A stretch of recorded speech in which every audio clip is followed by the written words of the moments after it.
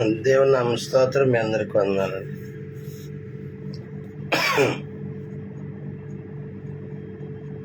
పరిశుద్ధ గ్రంథం నుంచి దేవుని యొక్క వాక్యాన్ని చదువుకుందామండి. 107వ కీర్తన 6వ వచనం చదువుకుందాం. 107వ కీర్తన 6వ వచనం. వారు కష్టకాలమందు యెహోవాకు మొరపెట్టిరి, ఆయన వారి ఆపదలలో నుండి వారిని విడిపించను. దేవుడి వాక్యం మన కొరకు దీవించను గాక. ప్రియ దేవుని బిడ్డలారా, వారు కష్టకాలమందు మొరపెట్టిరి. ప్రియ దేవుని బిడ్డలారా, దేవుని యొక్క వాక్యం సెలవిచ్చేది ఏంటంటే, మొరపెట్టి నేను నీకు ఉత్తరం ఇస్తా అన్నాడు. అయితే కష్టకాలంలో ఎప్పుడైతే ఆయనకి మనం మొరపెడతామో ఏమండి, ఆయన మనల్ని ఏం చేస్తాడంటే, ఇక్కడ రాయబడింది ఏంటంటే, మొరపెట్టిరి ఆయన వారి ఆపదలలో నుండి వారిని విడిపించాడు. అది ఎలాంటి ఆపదైనా సరే, దేవుని బిడ్డలా, ప్రియ దేవుని బిడ్డలా, రాజని హిజ్కియా ప్రార్థన చేస్తున్నాడు. రాజని హిజ్కియా ప్రార్థన చేస్తున్నప్పుడు సన్హెరీబు వచ్చాడు. ఏమండి, అంతేనా? వచ్చాడు. హిజ్కియా మాటలు విని మోసపోవద్దు అంటాడు. మీ దేవుడు నన్ను పంపించని ఏవో చెప్తా ఉంటాడు. అలాంటి ఆపద సమయంలో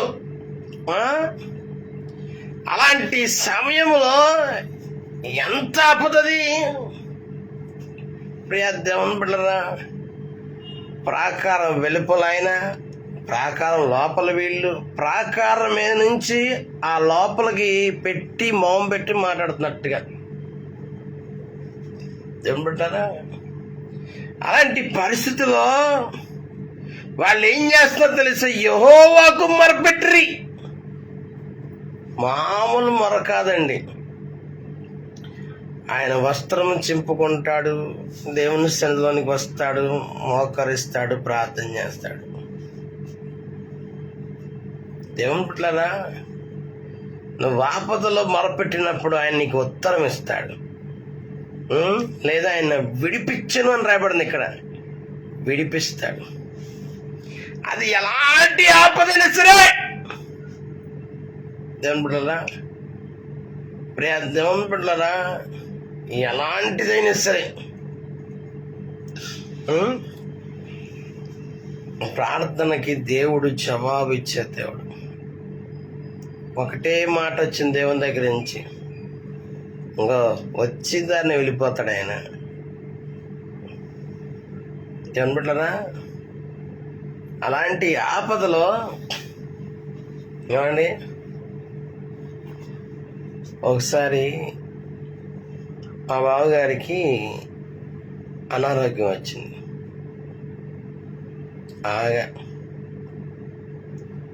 వచ్చినప్పుడు దేవుని బిడ్డలారా, మరి నా హాస్పిటల్లో అడ్మిట్ చేశారు. మరి నా దగ్గర అయితే ద్రవ్యం లేదు. మరి మా చెల్లెమో ఫోన్ చేస్తుంది. కొంత ద్రవ్యం మా తమ్ముడు సహాయం చేశాడు.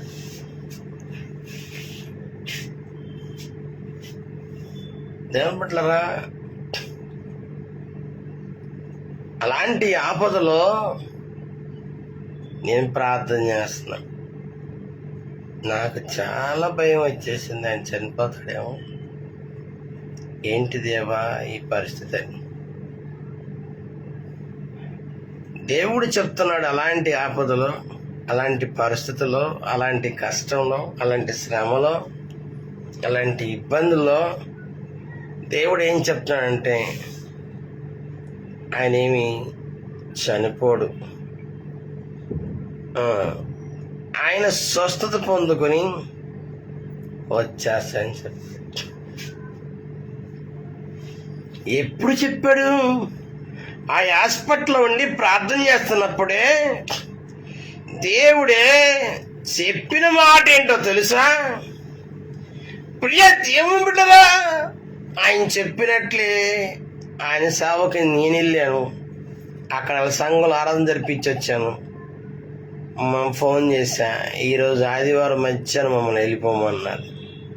దేవుని బిడ్డరా, నువ్వు ఎలాంటి ఆపదలుచురా, నువ్వు ఆయనకే మొరపెట్టినప్పుడు ఆ యొక్క ఆపద నుండి ఆయన ఏం చేస్తాడు? విడిపించాను అని రాయబడింది. విడిపిస్తాడు కాదు, విడిపించాను, విడిపించేశాడు. దేవుని బిడ్డరా, మనమే మొట్టమొదటి నేర్చుకోవాల్సింది ఆపదల్లో, మన కష్టకాలంలో, మన ఇబ్బందుల్లో, రోగాల్లో, రొప్పుల్లో, అది ఎలాంటి దరిద్రే, అది ఎలాంటి ఆపదరిసే, మొట్టమొదటి మనం నేర్చుకోవాల్సిందే ఆయనకి మొరపెడుతుంది నేర్చుకో. మనుషులకు మొరపెడతాం కాదు. మనుషులకి ఈయనైతే మాకు న్యాయం చేస్తాడని మొరపెడతా ఉంటారు, వీళ్ళు చెప్తా ఉంటారు, అయ్యా మాకు సహాయం చేయ, అయ్యా మాకు సహాయం చేయ, అయ్యా మాకు సహాయం చేయ. ఇప్పుడు అది దేవుని బిడ్డలారా, ఒక ఆయన గవర్నమెంట్ ఉద్యోగం చేస్తున్నాడు. గవర్నమెంట్ ఉద్యోగం చేస్తుంటే మరి రాజకీయ పరంగా ఎంతోమంది అతను తెలిస్తే దేవుని బిడ్డలారా, అతని ఉద్యోగం పర్మనెంట్ అవ్వాలి. చాలా లైట్ అది, సదంత పని అయిపోతుంది. రాజకీయ నాయకులకి వెళ్ళి మొరపెట్టి వాళ్ళ దగ్గరికి వెళ్ళి ఏమండి చెప్తే ఇదిగో అదిగో అన్నారు. ఆయన ఎప్పుడైతే దేవుని సన్నిధిలోనికి వచ్చి ప్రార్థించడం ప్రారంభించాడో, దేవుని బిడ్డరా, దేవుడికి కనుక చెప్పుకుంటే, దేవుని సన్నిధిలో పట్టు వెళ్ళక మొర పెడితే ఆయన మొరంటాడు. నువ్వు ఆయనకి మొర పెడతావా? నువ్వు మనుషులకి చెప్పుకుంటే ఏం సుఖం? మనుషులు చూస్తే ఏం సుఖం అండి? దేవునికి గనక దేవుని బిడ్డ, దేవునికి గనక నువ్వు మొర్ర పెట్టావా, ఆయన ఖచ్చితంగా నువ్వు ఏ ఆపదలు విడిపిస్తాడు. అదేమీ లేదు. నువ్వు ఆయనకి మొర్ర పెడుతూ నేర్చుకో.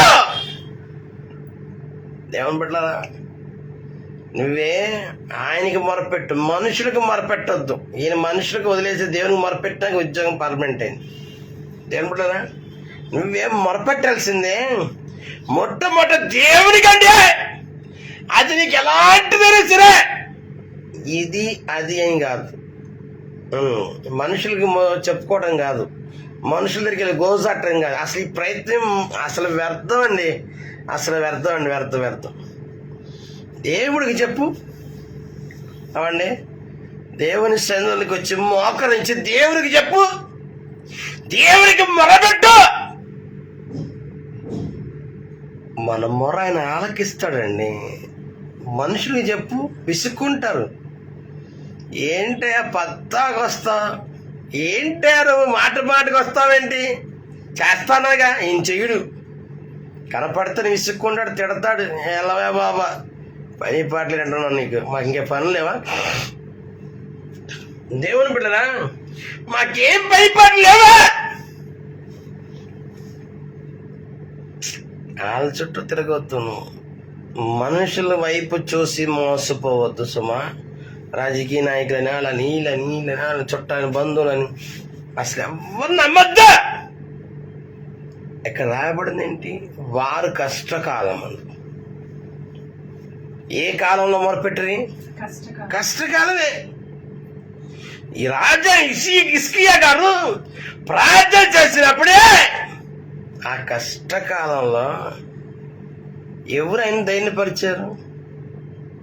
కీడమైన బాణమైన ప్రయోగం ఇప్పుడు వచ్చిన దాన్ని వెళ్ళిపోతాడు, తన కుమారులు అతను చంపేస్తారు, ఏం భయపడదు అన్నాడు. తెల్లారు లేకపోతే మొత్తం సైన్యం అంతా శవాలయ్యి ఉన్నారు, అంత ఎవడు అక్కడ కూడా లేవట్లా.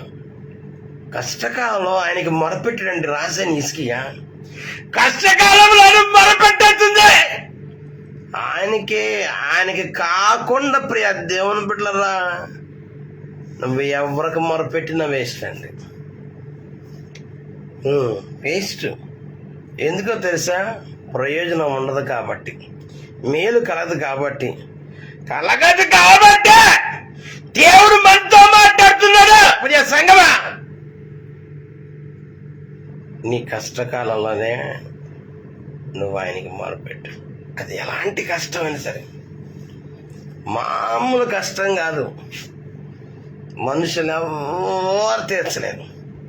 ఏమండి దేవుని బిడ్డరా, మొరపెడుతూ నేర్చుకోవాలండి. మొట్టమొదట దేవుని బిడ్డరా, ఆయనకి మొరపెట్టు, నీకు మేలు కలుగుద్ది. అంతే. ఏమండి దేవుని బిడ్డరా, ఆయనకి మొరపెట్టాలి. మొరపెడుతున్నావా? ఏమండి ఇసికియా మొరపెట్టాడండి దేవుని సన్నిధిలోనికి వచ్చి. నువ్వే కష్టకాలంలో నువ్వు ఎప్పుడైతే ఆయన జ్ఞాపకం చేస్తుంటావు, ఎప్పుడైతే ఆయనకి మొరపెడతావో,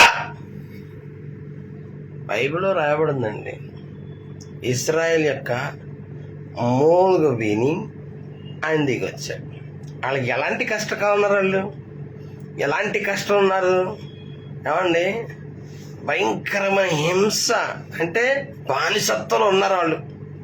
ఇటుకలు తయారు చేయాలి, అప్పచెప్పాలి. అసలు మామూలుగా కాదండి. యోసేపుని ఎరగని ఒక రాజు వచ్చాడు.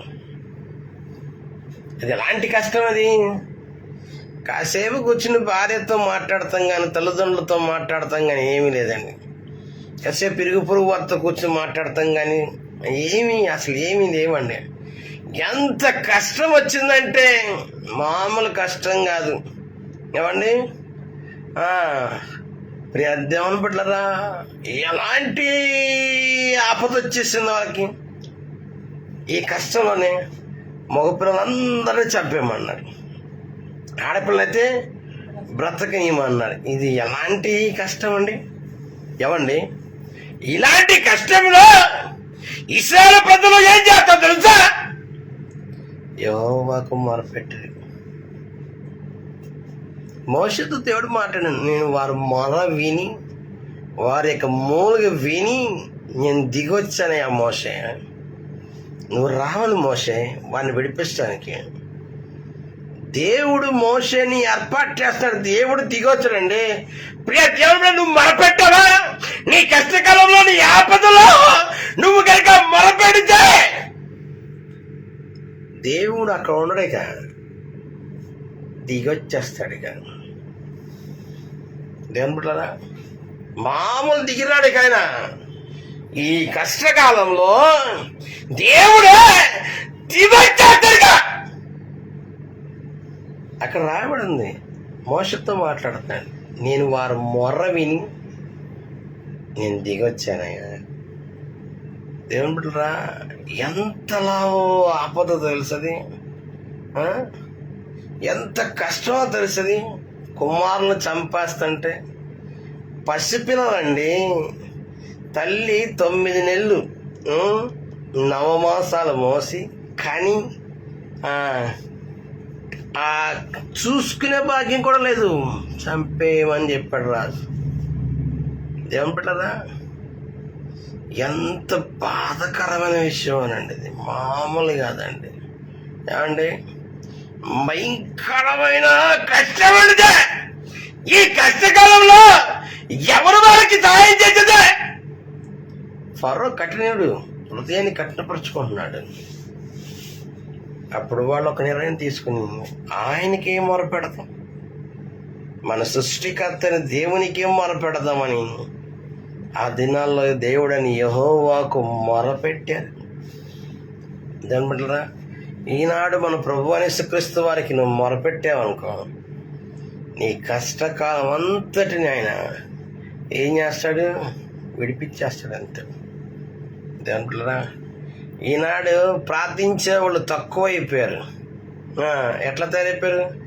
మీకోసం మేము ప్రార్థన చేస్తాం, మాకు 10,000 పంపండి, మాకు ఇలాంటి వాళ్ళకి డబ్బులు పంపటం, లేకపోతే మాకు ఆ కార్యక్రమం ఈ కార్యక్రమం స్పాన్సర్ చేయండి. దేవుని బిడ్డలారా, బైబిల్ చెప్పేది ఏంటంటే మొరపెట్టుడి, నేను నీకు ఉత్తరం ఇస్తా అన్నాడు.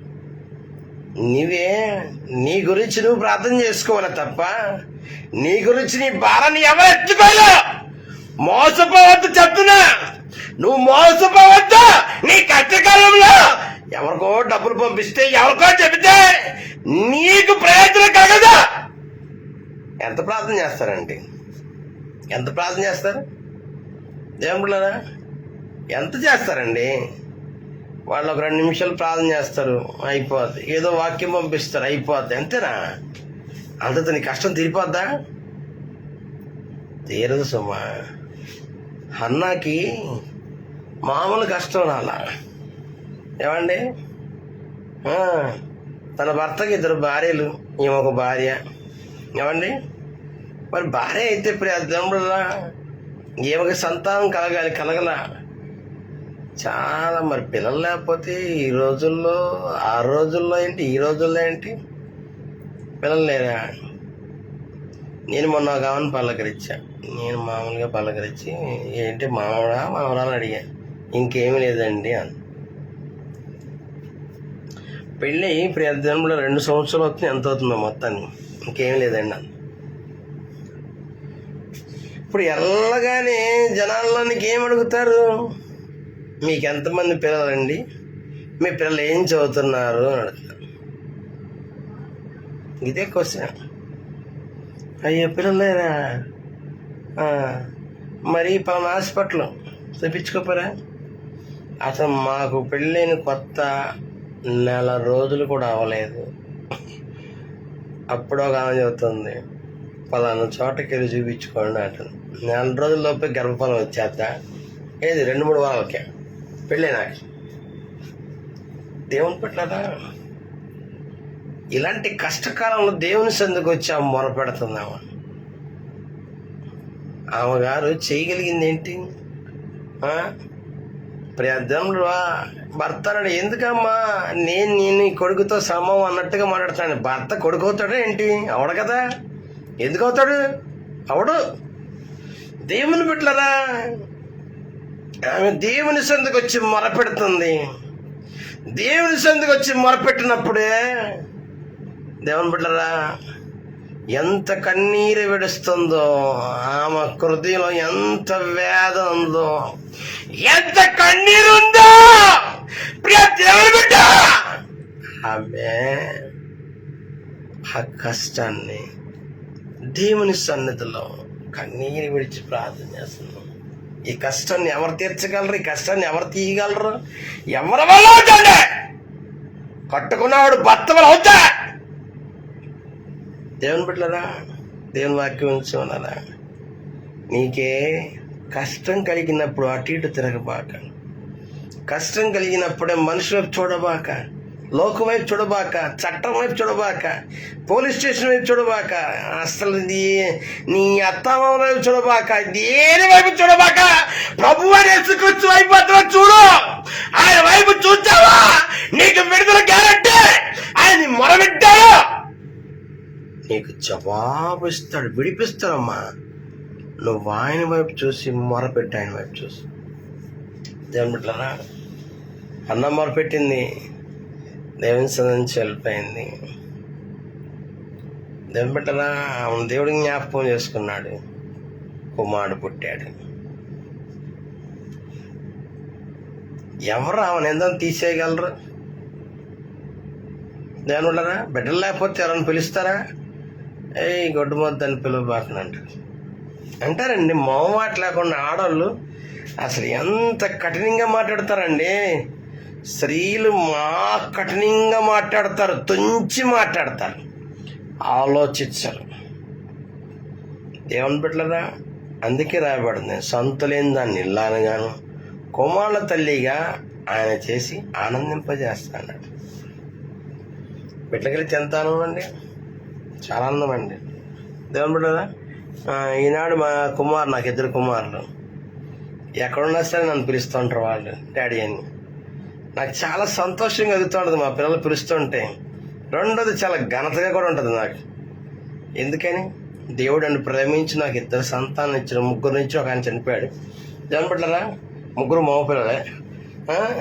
ఎందుకని దేవుడే నన్ను జ్ఞాపకం చేసుకున్నాడు. నా భార్య నన్ను ఆయన కుమారుని ఇచ్చాడు. నింద అనేది లేకుండా చేశాడు.